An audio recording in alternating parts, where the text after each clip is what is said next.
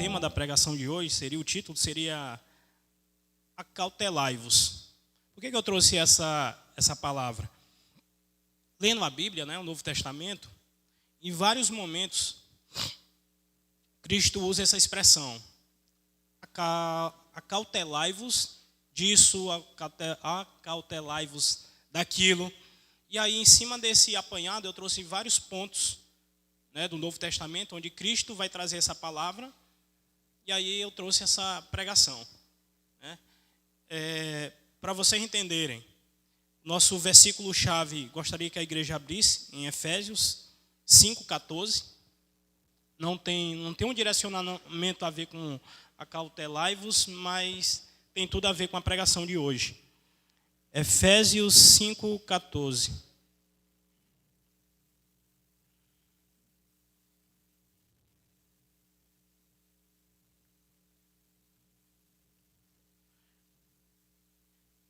Efésios 5,14.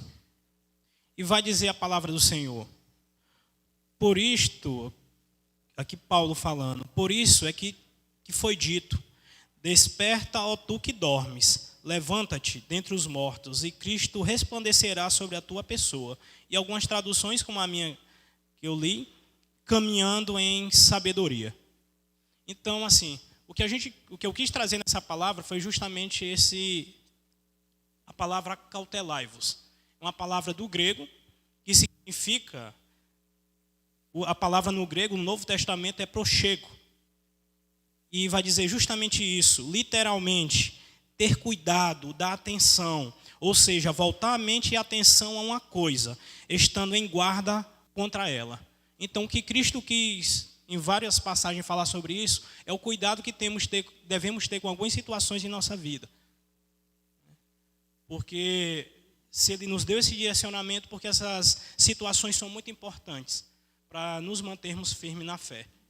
Então, vai ser nessa pregação, nós vamos trazer um estudo, nós vamos trazer uma reflexão sobre as passagens que Cristo falava sobre isso. E a primeira dela, não precisa abrir a Bíblia, mas vai estar em Mateus 7,15, que vai dizer, Cristo vai dizer, acautelai-vos, porém, dos falsos profetas. No primeiro olhar, essa frase está muito solta, esse versículo está muito solto. Então, vou ler para vocês o contexto dessa palavra. Acautelai-vos, porém, dos falsos profetas, que vêm até vós vestidos como ovelhas, mas interiormente são lobos devoradores. Por seus frutos os conheceis. Porventura colhem-se uvas dos espinheiros ou figo dos abrolhos?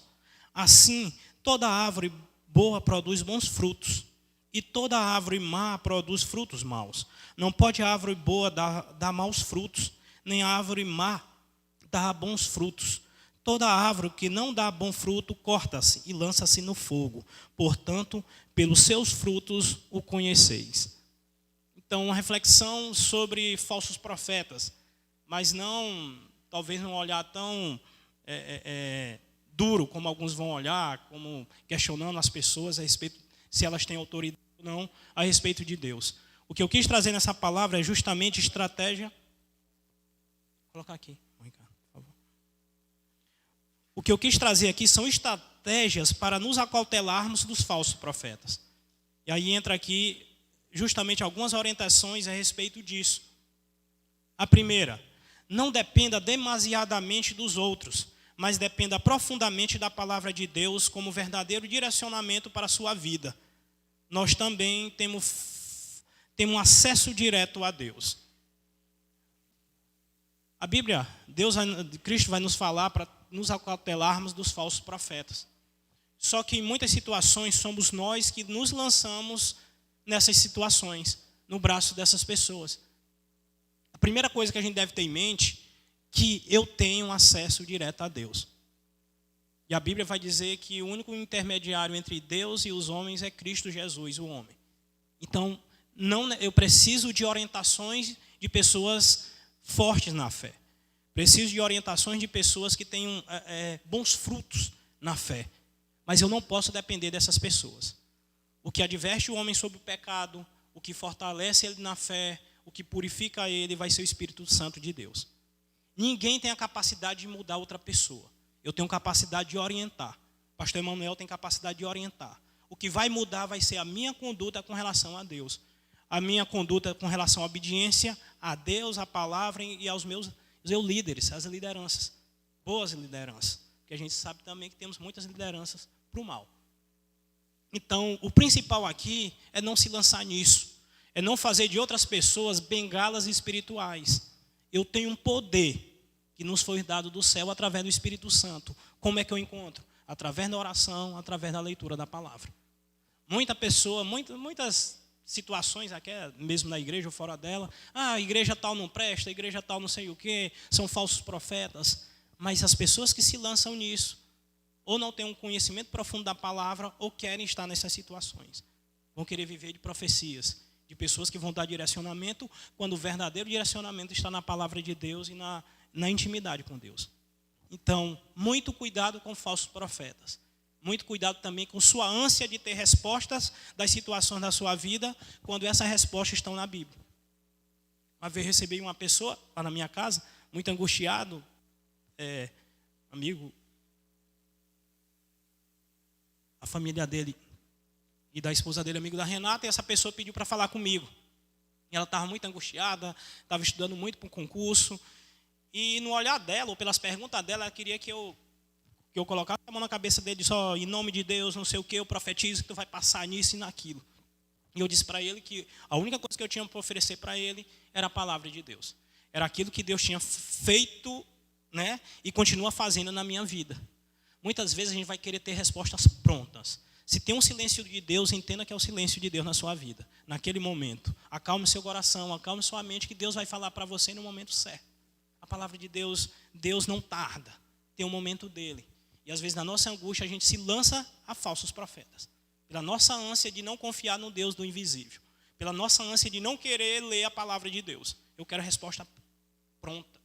Não tem pílula de sabedoria na palavra, nem pílula de edificação na palavra. Eu me edifico na palavra cada dia. É cada dia. Nas minhas fraquezas, levantando, olhando para o alvo que é Cristo Jesus, e aí me fortalecendo. A palavra de Deus vai dizer, Paulo falando, é quando eu sou fraco, aí que eu sou forte em Cristo Jesus. E nisso eu não dependo de profetas, eu não dependo de bengalas espirituais. Eu oriento as pessoas, o pastor Manuel pode orientar pessoas, mas quem convence o homem do pecado, do juízo, da verdade, é justamente a palavra de Deus com a ação do Espírito Santo. Então, não culpem muitos falsos profetas, né? Tem uma frase, logicamente não é da Bíblia, que diz assim, só existe o esperto porque existe o besta. E muitas vezes nós somos o besta, por quê? Porque não queremos crescer na palavra de Deus. Queremos sempre depender das pessoas. Seja numa oração, logicamente eu posso orar pelas pessoas. Mas o principal aqui que a Igreja Metodista trabalha é a chamada autonomia espiritual. Eu, por eu mesmo, eu tenho que ter um relacionamento meu e Deus. Eu tenho que ter um relacionamento meu e a palavra de Deus na leitura diária da Bíblia. E é assim que eu me fortaleço na fé. Não tem nem outro. Se inventar outro caminho, está errado. É a palavra de Deus, ouvindo a palavra de Deus, tendo comunhão, como a gente está aqui hoje, para crescer na fé. Mas o principal disso é ter relacionamento com Deus e com sua palavra. De outra forma, você está se enganando ou quer ser enganado por alguém. Sobre uma reflexão sobre isso, a palavra... Muitas pessoas têm muita loucura por profecia. Logicamente, profecias boas. É chegar para alguém e dizer, tu vai ser vencedor, tu vai ser isso. Não precisa ninguém dizer isso. A palavra fala que em Cristo somos mais do que vencedores. Então não precisa vir um estranho, uma pessoa de fora, para dizer que eu sou vencedor em Cristo Jesus, se isso já existe na Bíblia.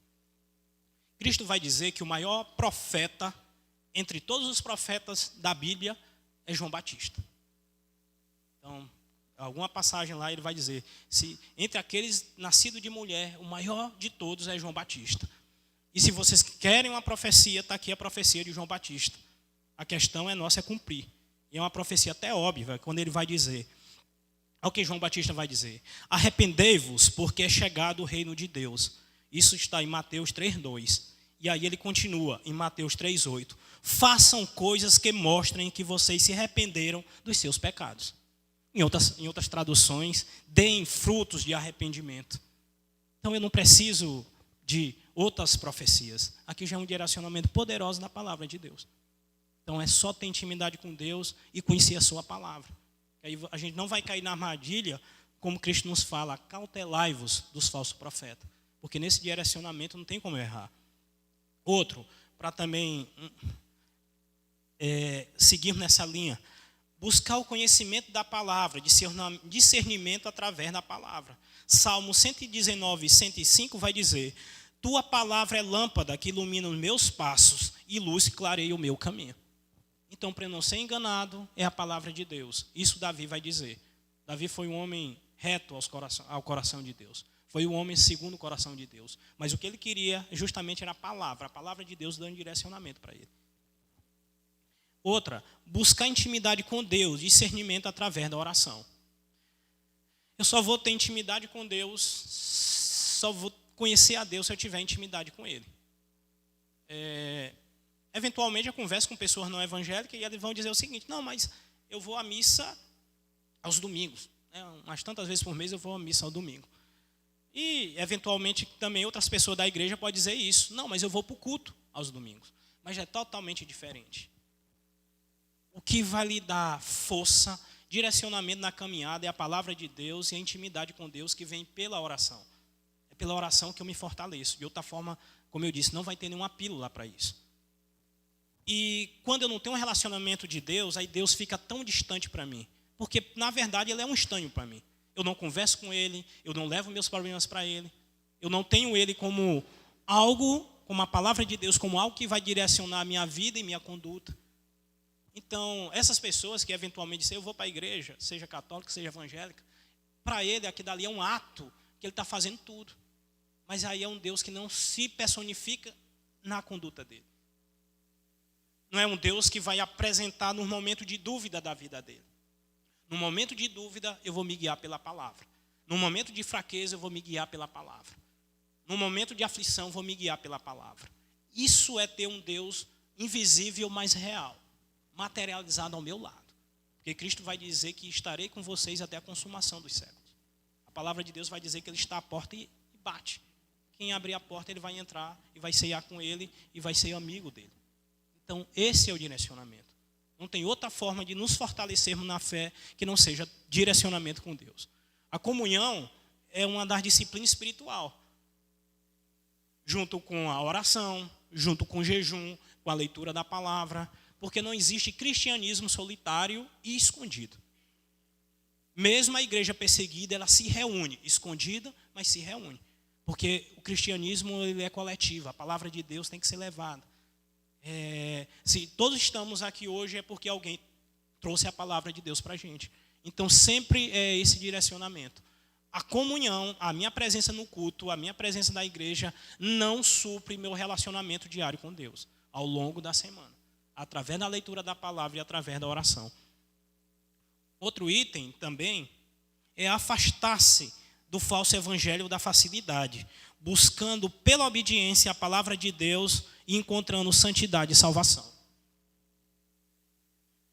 O falso profeta, ele sempre vai vender o evangelho da facilidade. Muitas vezes até no aspecto financeiro, mas um financeiro depravado. Não com relação a dízimos e ofertas, mas com relação, venda tudo que tem, que você vai ser honrado, venda tudo. Deus não faz esses desafios. Né? Deus não quer trazer tormenta à sua vida financeira. Deus quer trazer organização, inclusive através de dízimo e ofertas. Então, o evangelho da facilidade é um evangelho falso. Muitas pessoas, como eu digo, acham que apenas indo para a igreja, sem leitura da palavra, sem relacionamento, vai ter um direcionamento com Deus. Porque não vai estar. Porque, na verdade, não tem esse relacionamento com Ele. Então, não caiam no evangelho da facilidade. A caminhada cristã é uma caminhada leve. É uma caminhada por quê? Porque Cristo, o fardo dele é leve. O que é que ocorre? É que a luta contra o mundo, aí é uma luta pesada. Porque a luta contra a carne. Aí é poderosa. O próximo acautelaivo vai ser sobre quando Cristo fala acautelaivo dos homens. E aí eu vou trazer esse contexto da perseguição, como também dos deleites do mundo. Então, a caminhada de Cristo, quem ama Cristo, verdadeiramente essa caminhada é fácil. A luta é a luta contra a carne. Um exemplo que eu sempre trago aqui, né, é com relação a dízimo e oferta. No mundo materialista de hoje, você tirar 10% e devolver para Deus é muito doloroso. E eu digo que eu faço isso com alegria. Por quê? Porque a lógica de Deus não é a lógica do mundo. Para outra pessoa seria penosa, mas para mim é um ato de gratidão. Então vejam aí o que faz a gente pesar. A caminhada só é pesada para aqueles que resistem à palavra de Deus, que resistem ao trabalhar do Espírito Santo na vida de cada um. Então, tendo essa postura, tendo esse direcionamento, sua vida vai ser com alegria. Tanto é se perguntar para quem vive Deus verdadeiramente, a palavra que eu digo e outras pessoas já ouvi de outras pessoas, por que é que eu não aceitei Jesus há tanto tempo? Se eu tivesse aceitado Jesus há tanto tempo, minha vida não tinha tomado esse rumo, meu casamento não tinha sido destruído, eu não tinha perdido meu emprego, eu não tinha perdido meus amigos, no sentido de gastar ou ter um caminho mau na minha vida. Então, se perguntar para quem ama a Deus verdadeiramente, ele só vai dizer isso. Por que é que não aceitei Jesus há tempos atrás? Por quê? Porque para essa pessoa servir a Deus é fácil. Mas aquele que tem um olhar duplo, olhar em Cristo, mas ao mesmo tempo olhar no mundo, aí luta é pesada. Porque justamente tem esse conflito interno entre o que é de Deus e o que é do mundo. O outro item seria: momentos difíceis não significam que Deus nos abandonou, ou que por conta da situação nos afastaremos de Deus. Sobre isso, o Salmo 119, 71 diz: foi-me bom ter sido afligido. Isso daqui é a palavra de Davi. Foi-me bom ter sido afligido, porque assim aprendi a pôr em prática teus mandamentos. Quem tem um direcionamento de Deus, ele vai ver que até os momentos difíceis na vida dele, seja nas finanças, seja no casamento, seja na igreja, seja lutas espirituais, vão vir para fazê-lo crescer. E aí eu não posso desanimar. Uma coisa é eu estar fraco, mas como eu disse a palavra, mas em Cristo aí que eu sou forte. Mas eu não posso desanimar. Eu não posso desanimar na caminhada. Uma das coisas que o crente tem que mais ter em mente é a chamada constância. Eu não preciso correr, eu posso até me arrastar, mas eu sempre vou progredir ou seguir para o alvo. Eu nunca vou retroceder, nunca vou voltar. Meu direcionamento sempre é para frente, nem que seja se arrastando. Nem que os percalços, a luta da vida não me faça eu crescer numa velocidade que eu queria. O importante é seguir, é ter constância. Quando você tem constância, você serve até de referência para alguém. A pior coisa num crente ou num cristão é a inconstância. Porque não serve de referência nem para ele mesmo. E aí que o mundo, o diabo vai entrar na vida dele. Porque justamente ele não tem convicção naquilo que quer ou naquilo que acredita. Então é constância. Como algumas vezes também eu disse, assim que eu comecei minha caminhada cristã, eu tinha vergonha de dizer que era crente. Alguém perguntava: você bebe? Não, não bebo. Por quê? Aí eu falava: sou crente. A vozinha bem baixinha. E hoje eu brinco: eu sou da lei de crente. Que no interior até, vamos dizer assim, é quase um xingamento, né? Então, só para você entender, isso daí é constância. Isso daí é convicção. E eu digo isso no meu trabalho, eu digo isso onde quer que eu ande. Por quê? Porque eu amo viver a vida em Cristo. Eu tenho agora há pouco, na oração, vendo aqui minha esposa, meu filho e minha filha aqui, eu só agradeci a Deus pela vida dele. Porque tantas pessoas queriam ter uma felicidade em Cristo na família e às vezes não tem. A felicidade em Cristo no casamento e às vezes não tem. Uma felicidade em Cristo de ter paz na família, ter paz consigo mesmo, confiança no outro e às vezes não tem. E muitas situações isso é fruto de inconstância. Por quê? Porque eu não me transformo. Eu não quero deixar Cristo me transformar. Então, tudo que desagrada, eu tenho que tirar isso da minha mochila. Todo o peso da minha mochila. Se é conflito, tira conflito. Se é contenda, tira contenda. Minha esposa é a líder das mulheres, aqui da Igreja Central. Dá muito trabalho. O Jazz ontem, né, Jazz, lá em casa, viu, né? Tem que cuidar dos meninos, tinha que ajeitar isso. Ela teve que vir para cá. Não é fácil. Mas eu faço para honrar também o ministério da minha mulher. Mesmo que eu, internamente, me incomode aquilo. Eita, os meninos chorando, o menino não se aquieta, tem que limpar isso de novo. Um batendo no outro, um puxando o cabelo. Mas mesmo assim. Por que é que eu digo que às vezes me incomoda? Porque às vezes eu não gosto. Mas eu tenho que honrar minha esposa.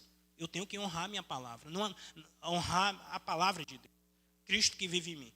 Então, não vai ser através do conflito, vai ser no sentido da aceitação. A esposa está fazendo a obra de Deus e eu vou auxiliar. E assim como eu venho, às vezes, pregar, quando eu venho com uma outra situação aqui na igreja, ela também cuida das crianças. Como a regra, ela que cuida. Então, só para dizer que às vezes é difícil, mas tirar isso. A carne não quer. A carne quer ficar assistindo filme, fazendo isso, fazendo o que gosta. Mas mesmo assim, a gente tem que despir, tem que se desarmar, tem que ter um coração ensinável para a coisa de Cristo começar a trabalhar nosso caráter. E a personificação disso é a alegria que eu tenho na minha casa. Glória a Deus por isso. Então busquem, é a constância. A pior coisa é o inconstante. Uma das coisas que fez eu me apaixonar por minha esposa foi justamente porque a Renata é 2 anos mais velha que eu. E uma das coisas que fez eu me apaixonar por ela é justamente saber que ela já tinha maturidade. Eu quero casar, pois então eu já sei o que é casar. Eu quero isso, então eu já sei o que. Então, assim, a pior coisa é a inconstância. Enquanto outras mulheres mais novas era a pura inconstância, não sabia nem por que existia. A minha esposa, na época, minha namorada, já sabia o que queria.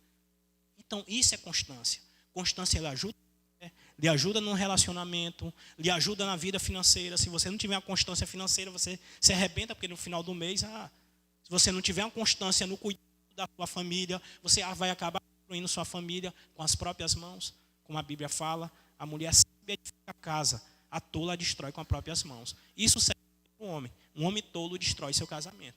Um homem tolo destrói sua família. A questão da constância. Mesmo que se arraste, mesmo que seja lento, mas engula o seu eu e busque Cristo na sua vida. E aí a transformação. O cristianismo, Deus agir, o Espírito Santo agir numa pessoa, necessariamente ela tem que ter transformação. Tem que ter transformação interna, porque senão você se engana, vai lutar direto com sua mente, embora a nossa vida seja uma luta constante contra o pecado, e a luta externa, a transformação interna. Para alguém olhar e dizer, olha, antigamente, meu Deus do céu, como mudou. Fulano de tal não servia para nada, meu Deus, corre, e de repente é uma pessoa diferente. Então, isso é transformação. É o que você era e o que você é. Alguém pode até dizer na sua cara, mas eu te conheço que tu fez isso. Conhecia. Aquele homem morreu nas águas do batismo ou nas águas da luta diária para eu me transformar. Então, essa é a diferença. Um evangelho que não traz paz para o seu lar. Um evangelho que não traz relacionamento com essas pessoas. Um evangelho que não faz você crescer na fé. Você está vivendo um evangelho errado. Você está sendo para você mesmo um falso profeta. Então, lutem por isso. Busquem por isso. Não é fácil. Mas como eu disse, mas quando você verdadeiramente ama Cristo, aí mesmo esse, num olhar longe, seja penoso, mas aí você vai ter alegria. Outro, busque crescer com pessoas que edificam o reino, aqueles que dão bons frutos. Porque Lucas 6,44 vai dizer, a boa árvore se conhece pelos frutos. Tenha sempre a obediência aos seus líderes. Líderes bons. Quem é inclinado para a contenda, quem é inclinado para a confusão, quem é inclinado para divisão, aí o fruto, ele pode servir para qualquer coisa, mas não para a igreja. Porque o que Cristo quer para a sua igreja é justamente unidade. E as pessoas que lutam contra a unidade, contra a comunhão, essas pessoas com certeza não dão frutos, nem de sabedoria, nem de fé, nem de exemplo. Então busquem isso. Sempre buscar ter um coração perdoador, sempre buscar ter um coração transformador. Uma das técnicas que eu sempre uso, às vezes é dizer, não, fulano de tal disse isso, não, mas não quis dizer isso, dá um desconto. Não foi isso aí que ele quis dizer. Por quê? Porque se eu trazer aquilo para o meu coração, eu vou me amargurar. E aí entra o que a Bíblia chama raiz e amargura. Às vezes a gente pode reclamar de tanta coisa, mas veja o que Cristo fez por você, o que Cristo está fazendo para você. Você tem saúde, você tem família, você tem emprego, ou vai ter tudo isso daí, embora naquele momento você não tenha. Então tudo é constância. Buscar constância é buscar transformação.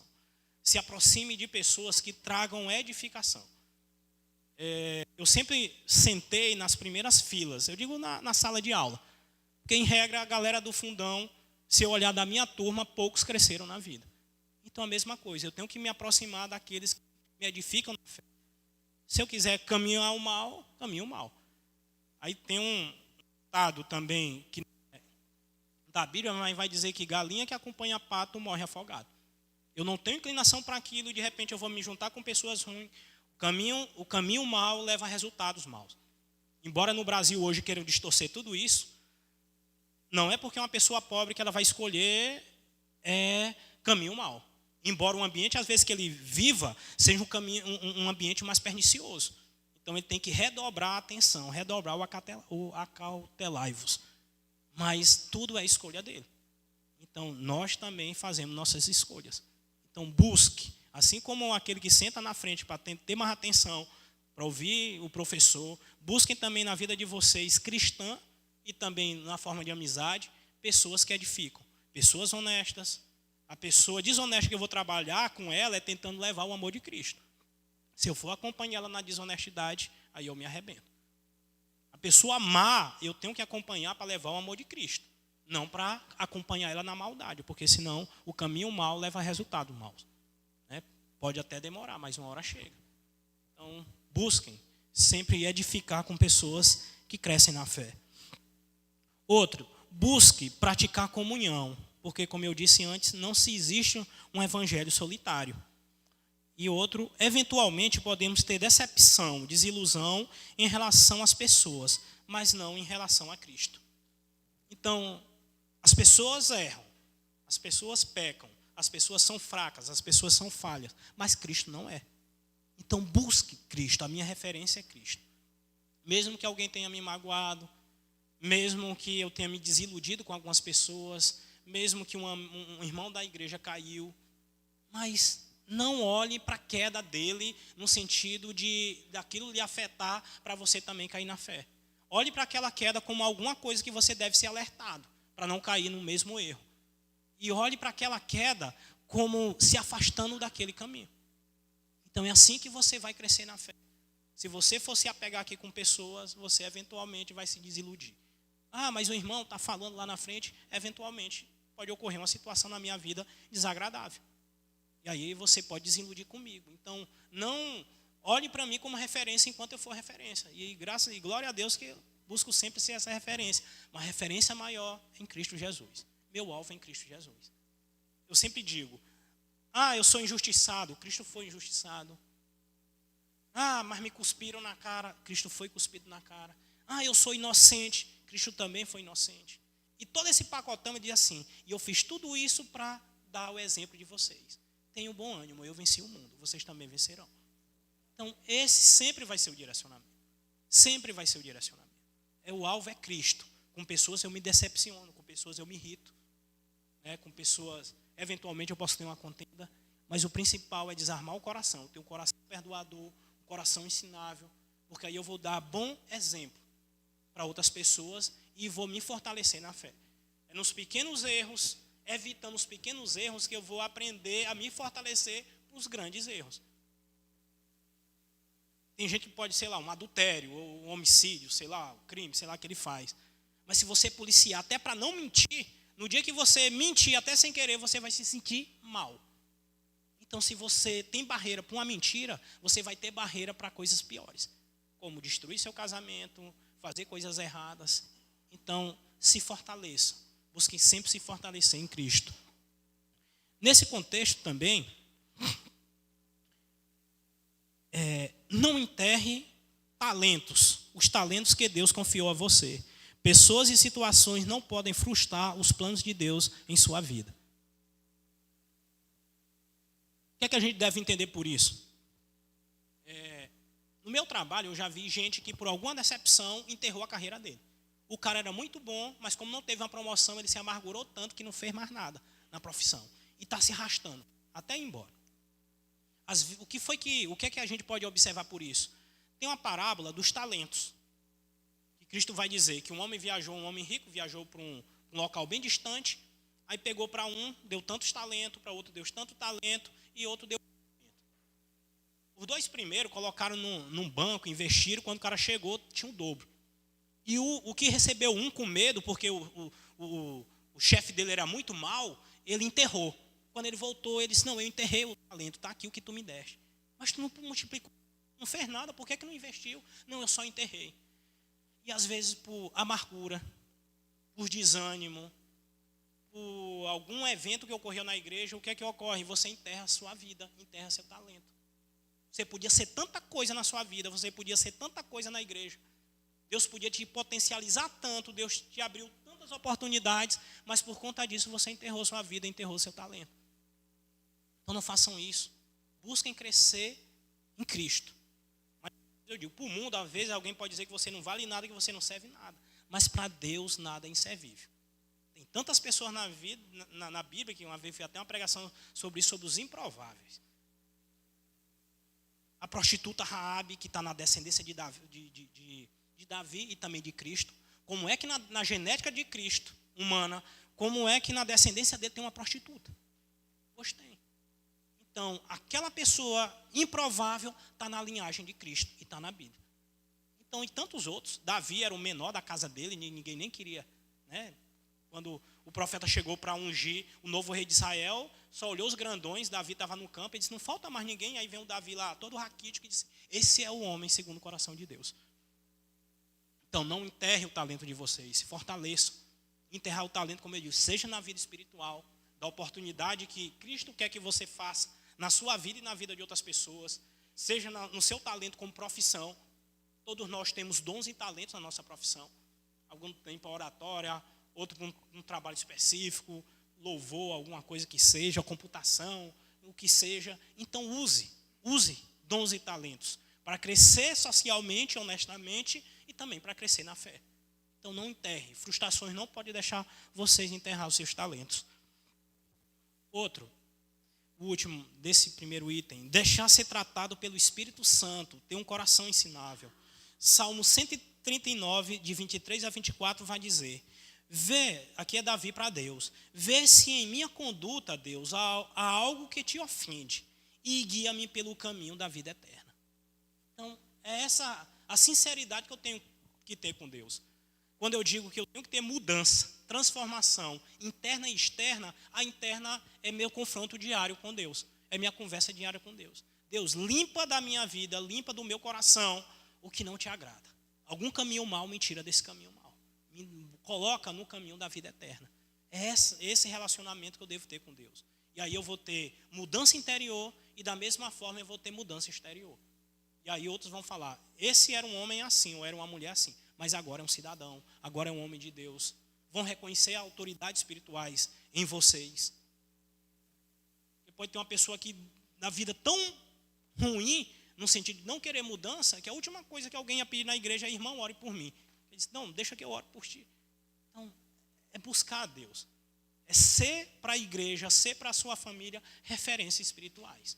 E não ser um demônio dentro de casa. A vida ser um inferno, o casamento, as finanças, o que é que seja. Porque aí não são frutos de Deus agindo na sua vida. Isso não quer dizer que não, mesmo na vida de um cristão. Tem cristão, crente, pastores que morrem de câncer. Ocorrem fatalidades. Então, não quer dizer que Deus lhe desamparou. Só quer dizer, como disse Davi, foi no sofrimento que eu aprendi a fazer na prática o que manda teus estatutos. O outro item, pessoal, seria já acautelai-vos, porém, dos homens. E no que eu falei desse primeiro item, todas essas orientações se aplicam igualmente sobre a dos falsos profetas. Se aplica ao cautelai-vos do fermento dos fariseus e dos saduceus, que está em Mateus 5,16, e se aplica também a cautelai-vos, que ninguém vos engane, que está em Mateus 23, 24. Então, o falso profeta entra também que acautelai-vos, que ninguém vos engane. O ruim é quando eu quero ser enganado. Cristo vai dizer, eu sou a verdade, eu sou a luz do mundo. E a pior situação de quem vive em pecado, ou um homem de caminhos maus, ele não quer a luz nem quer a verdade. Tem até um filósofo que ele vai dizer o seguinte, uma criança, eu entendo que ela tenha medo da escuridão. Agora, um adulto tem medo da verdade, e quem a verdade é Cristo. Quantas vezes na nossa vida, hoje, do mundo, ou da nossa existência, a última coisa que a gente quer é Cristo. Ou seja, eu não quero a verdade. Um adulto tem medo da verdade, um adulto tem medo da luz. E olha só a incongruência, a verdade vos libertará. Cristo liberta. Minha mente, antes de Cristo, era uma mente totalmente diferente daquela que eu tenho hoje. E mais uma vez eu digo, a pergunta que eu faço para mim mesmo às vezes, por que é que eu não aceitei Jesus antes na minha vida? Graças a Deus, minha vida, ao olhar humano, sempre foi reta. Ao olhar de Cristo, eu tinha muita distância de Cristo, porque eu não vivia isso daqui. Mas mesmo assim eu digo, eu estaria em outro patamar se eu tivesse aceitado a Cristo há muito tempo atrás. Porque alguns pequenos erros, alguns erros da minha vida eu não teria cometido. Continuando, o último acautelai-vos. Acautelai-vos, porém, dos homens. Isso vai estar em Mateus 10, 17. E o contexto que isso vai dizer é sobre perseguição. Mateus 10, 17 diz, o versículo completo. Acautelai-vos, porém, dos homens, porque eles vos entregarão aos sinédrios e vos açoitarão nas suas sinagogas. E mais à frente, em Mateus 10, 21, 22, ele diz, e o irmão entregará à morte o irmão, e o pai o filho, e os filhos se levantarão contra os pais, e o matarão. E odiados de todos sereis, por causa do meu nome, mas aquele que preservar até o fim será salvo. Então, quem vive isso é a igreja perseguida. Eu digo assim, de forma material. A gente já ouviu vários relatos que nos países muçulmanos, quando se descobre que um filho é cristão, a própria família entrega ou a própria família mata. No Brasil, o que a gente vai ter apenas é o inconveniente da tentação. Por quê? Porque no Brasil a gente não tem perseguição. Ao cristão não. Quem quiser andar com sua Bíblia, quem quiser que é crente, nos últimos tempos é até chique dizer que é crente. Não, eu sou evangélico, gospel, é um termo mais bonito. Então, a única luta que a gente vai ter hoje em dia é justamente a luta interior contra o pecado. É o querer limpar da gente o que não agrada a Deus e querer ter uma vida em santidade. Mas por que isso ocorre, pessoal? Porque muitos evangelhos que são pregados são o evangelho da facilidade. A última coisa que alguém fala nas igrejas é sobre céu e inferno. Tudo é, você vai ser vencedor, você vai ser não sei o quê, você vai ser não sei o quê. Mas o cara não fala sobre santidade. Cristo quer que sejamos vencedores, mas no mundo somos apenas estrangeiros, somos apenas passageiros. Se estamos aqui hoje é porque a gente acredita em céu e inferno e estamos buscando a vida eterna. E sem santidade ninguém vê a Deus. Aí minha luta contra o pecado, minha luta diária por ter grandeza na fé, por ter um direcionamento na fé. Então é isso que eu devo buscar. E todas essas coisas, como eu disse, tem que refletir necessariamente no meu relacionamento com a minha esposa, no relacionamento com meus filhos, no meu relacionamento no trabalho. Então, por causa do evangelho da facilidade, ninguém fala mais essas coisas. Ninguém alerta que o único que salva é Cristo. Ninguém vem ao Pai se não for por Ele. E que nos últimos dias, no dia do juízo, todo joelho se dobrará, toda língua confessará, uns para salvação e outros para perdição. É a palavra de Deus. E é nisso que eu tenho que buscar Deus. Não é pelo mundo. No mundo eu tenho que ser luz e sal aqui no mundo, refletindo o amor de Cristo. Mas a minha luta mesmo é para que eu, minha casa, as pessoas, aquelas pessoas que eu tenho contato, conheço o amor de Deus, elas possam ser salvas. Salvo de quê? Do inferno. O problema é que nas igrejas ninguém mais fala sobre isso. Por isso que é um Deus tão distante. Porque tudo é só o oba-oba. Somos vencedores, somos isso, somos isso, somos isso. Eu digo aqui, parece filme de karatê, que a gente assiste e fica, pensa que sabe lutar, não sabe lutar nada. Tem que treinar 30 anos para fazer aquilo tudo e a gente acha que... Eu teve uma pregação que eu falei aqui, espada de isopor. A gente luta com espada de isopor. Luta contra o pecado com espada de isopor. Por quê? Porque eu estou facinho. Então é convicção, é lutar. E essa luta a gente cresce no dia a dia. Paulo passou por muitas provações, foi justamente nas situações que, como ele disse, quando eu sou fraco, aí eu sou forte. Mas sou forte não em mim, sou forte em Cristo Jesus. Algumas estratégias para vencer os homens e o mundo. Estratégia para nos acautelarmos dos homens e da perseguição e oposição, bem como das suas ofertas, deleites para a queda. Primeiro, ter profunda convicção naquilo que cremos. Um homem sem convicção, uma mulher sem convicção, ela é levado, ou ele é levado para todo o vento de doutrina. Ele acha que está forte, mas como eu disse, é espada de isopor. É aquela criança que assiste um filme de arte marcial e acha que sabe lutar. Mas na verdade ele não está pronto. Né? Nem para ensinar outras pessoas, nem para cuidar dele mesmo, muito menos de outras pessoas. E o que é que vai dizer a palavra em 2 Timóteo 1:12? Paulo dizendo, por essa causa também sofro essas coisas. Todavia não me envergonho, pois sei em que tenho crido, E estou certo de que Ele é poderoso para guardar até aquele dia aquilo que Ele me confiou. Então, é isso que eu tenho que ter. Eu tenho que ter convicção. Uma vez perguntaram para mim se eu acreditava mesmo na Bíblia, se eu acreditava mesmo nessa história de Deus, de tudo, de céu, de inferno. Minha resposta foi: é por isso que eu me chamo crente. Porque eu creio. E a palavra crente, crer, é ter convicção. Então eu tenho que ter convicção no que a Bíblia diz. Eu tenho que ter convicção na promessa de Deus para mim.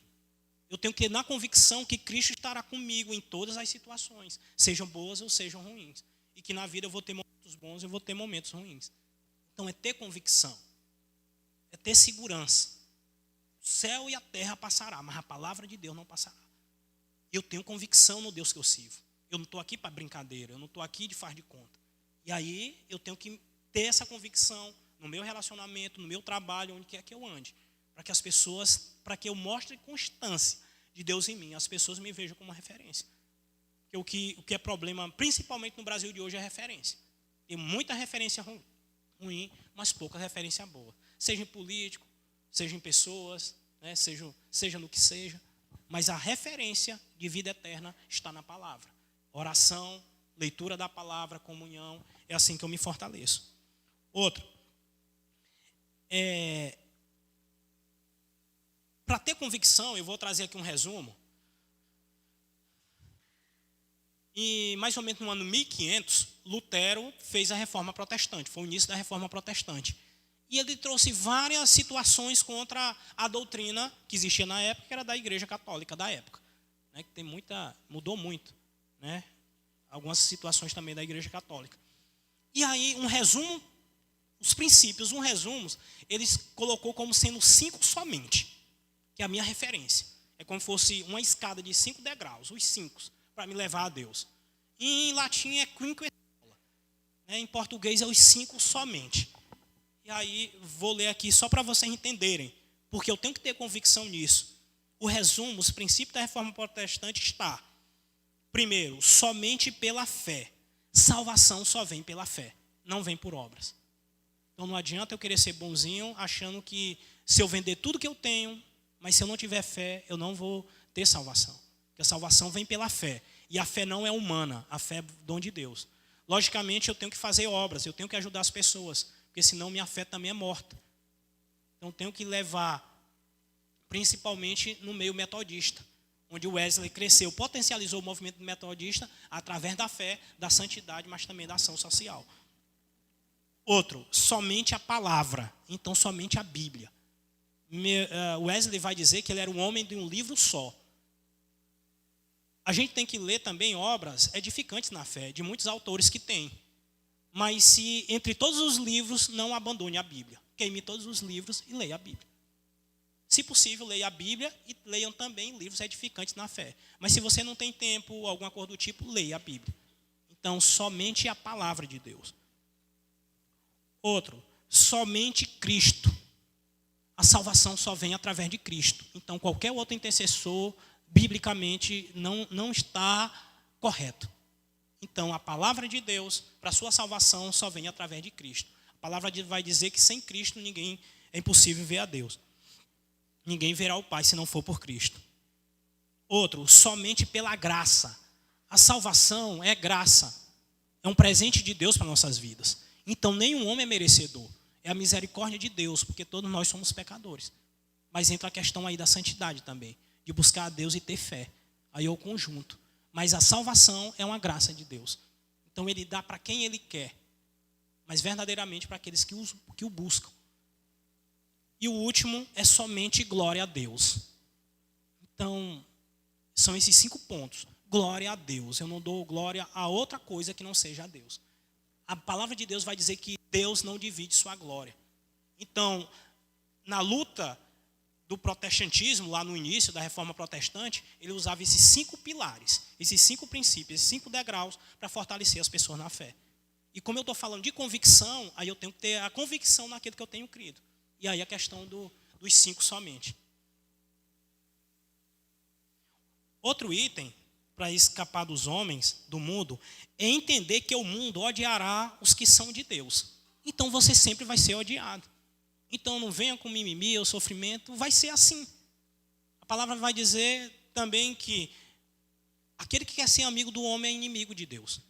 Então sempre vão ser odiados, sempre vão se levar chacota. Não sei se já passaram por isso, mas o cara nem lhe conhece. É um crente safado. Já bota o outro adjetivo, safado. Rapaz, mas tu nem me conhece. Mas eu conheço um monte de crente. Mas, moço, pelo amor de Deus.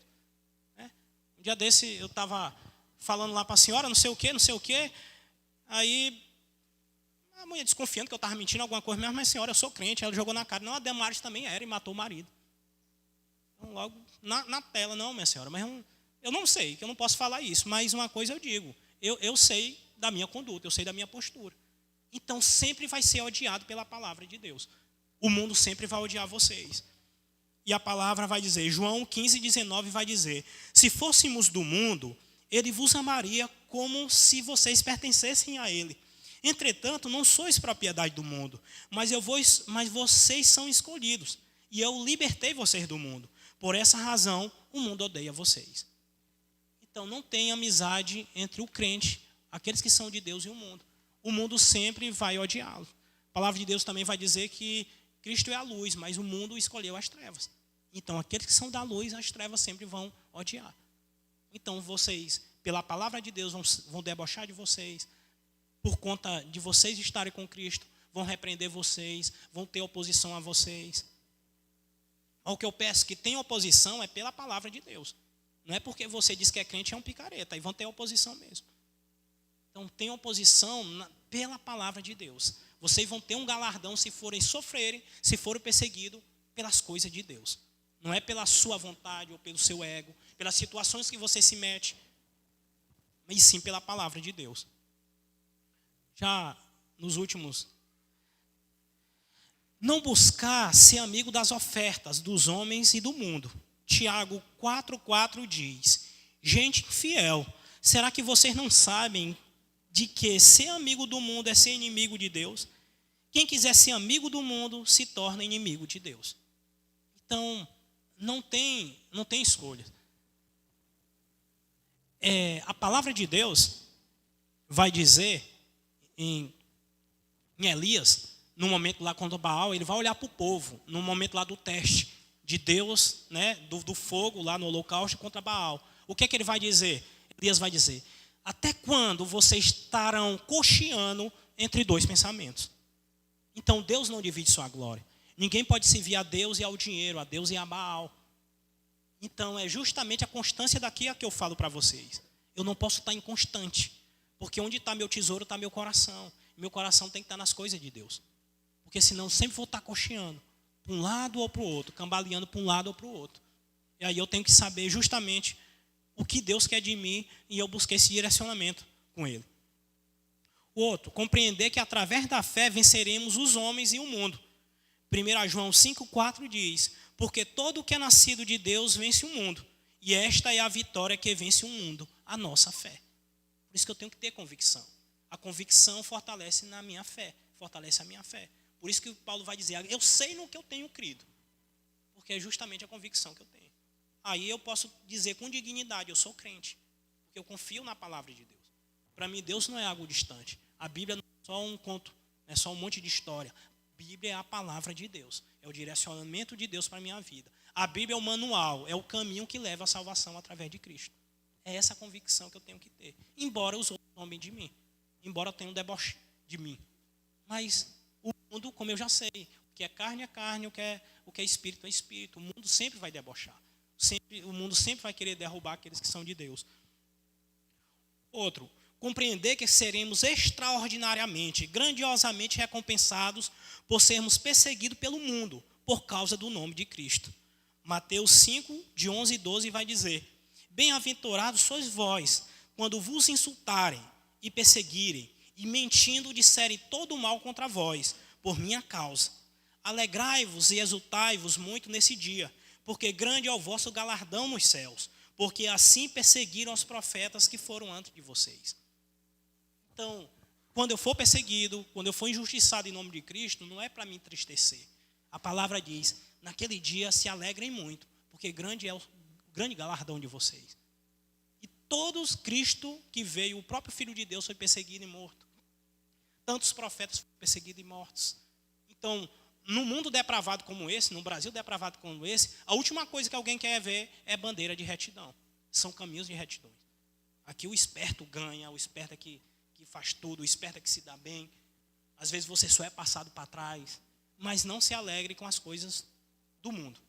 Né? Não se entristeça com as coisas do mundo. Busca as coisas do alto. Busca as coisas de Deus.